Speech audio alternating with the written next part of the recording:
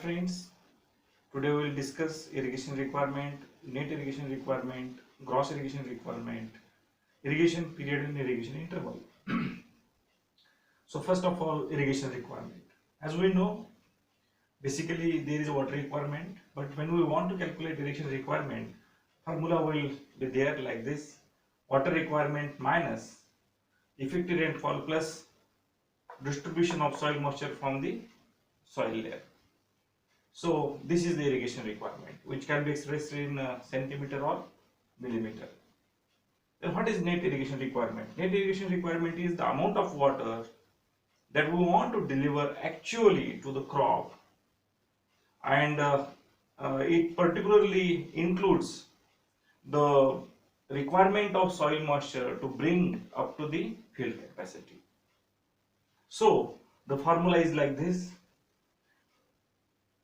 moisture at field capacity minus moisture at before irrigation divided by 100 into bulk density, which is expressed in gram per centimeter cube, into depth of soil layer that we want to bring it up to the field capacity.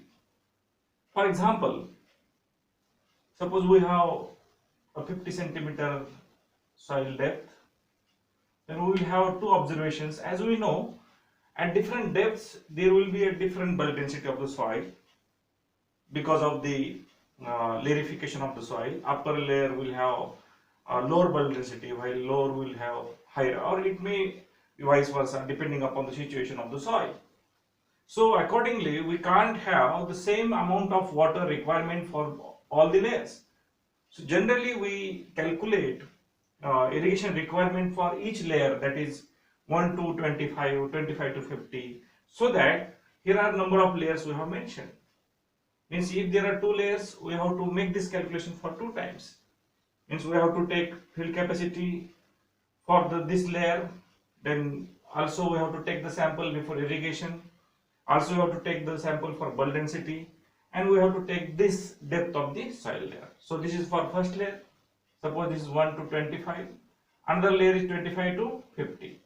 So depth will be 25 centimeter, bulk density will be whatever we have taken the observations, and these two observations we have to put in this equation. Similarly, for this another layer, we have to make same calculation again by taking the soil samples for field capacity as well as before irrigation, bulk density and soil layer. As field capacity is known value, at once you can calculate. It is not necessary to go for each and every time for field capacity, but for observations before irrigation you have to take the samples, so that we can calculate the amount of water actually required for the irrigation. That is called as net irrigation requirement, which is expressed in centimeter if the values are in gram per centimeter cube, centimeter, and these values are in percent. So next one is gross irrigation requirement. Here is a slight change. Here we consider the efficiency of the irrigation.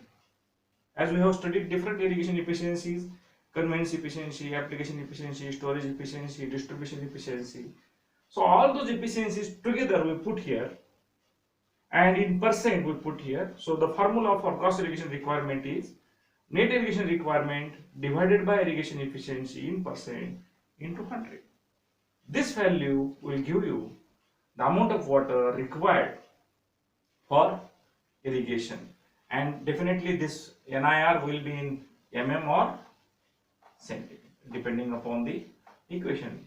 If you have taken in mm, answer will be mm. If you have taken centimeter, answer will be in centimeter. Next one is irrigation interval. This is a simple terminology. Irrigation interval means the gap in between two irrigations without precipitation. The interval in between two irrigations without precipitation is referred as irrigation interval. Means we are not considering the precipitation during the two irrigations, two successive irrigations. Then we refer it as irrigation interval.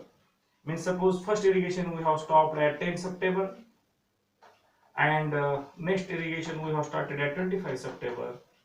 There is no precipitation during this period, so that irrigation interval we call it as of 15 days.